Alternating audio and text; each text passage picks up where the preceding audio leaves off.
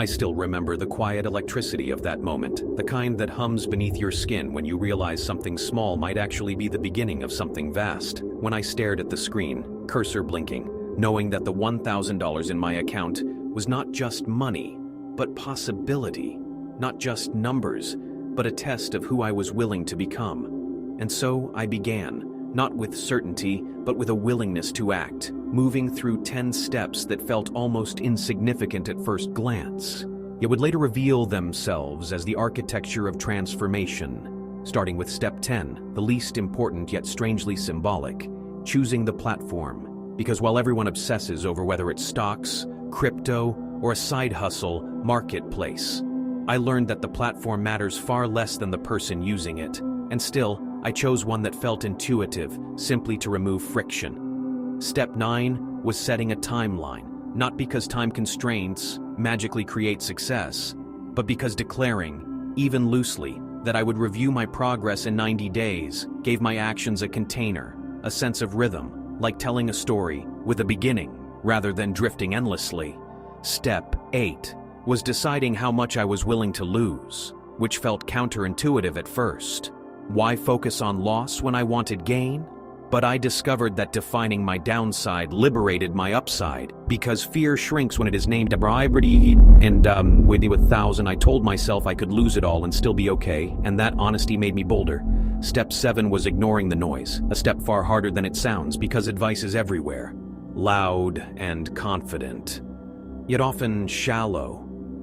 And I had to deliberately tune out the chaos of hot tips and viral trends to create space for my own thinking, which felt uncomfortable, like walking without a map, but also necessary.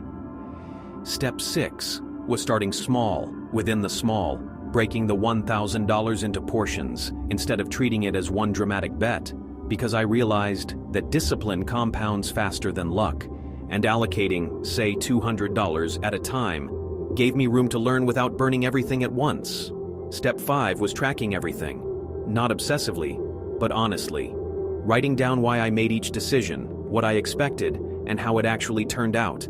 And this simple act turned my $1,000 experiment into an education, because patterns began to emerge. Patterns in the market, yes, but more importantly, patterns in me.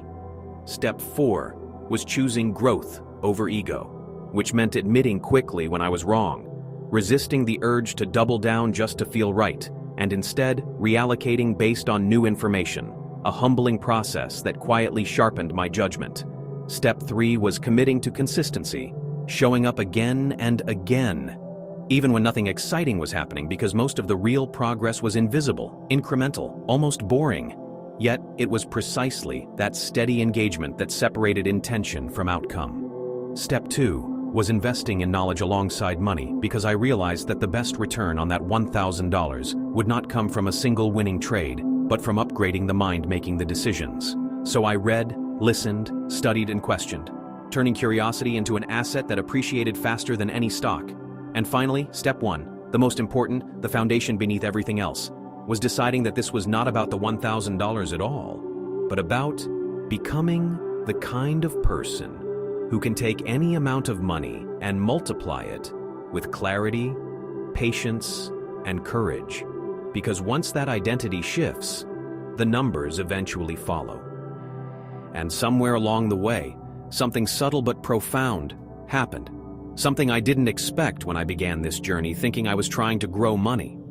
I realized I was actually growing myself, learning to sit with uncertainty without panic, to act without needing perfect conditions, to trust process over impulse, and to measure success not just by profit but by progress.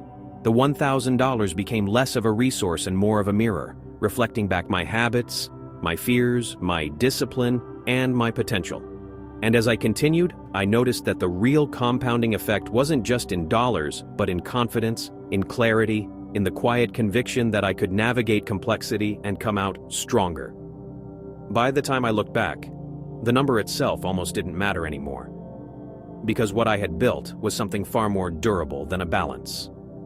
It was a mindset, a system, a relationship with growth that no market fluctuation could take away. And that is when it finally clicked. Not as a dramatic revelation, but as a calm certainty.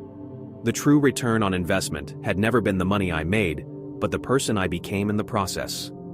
Someone who no longer waits for the perfect moment. Someone who understands that small beginnings are not limitations, but invitations. And someone who knows, deeply and without hesitation, that growth, real, lasting growth, is always an inside job first. If you enjoyed this video, please subscribe to the Digital Mentor 727 via YouTube.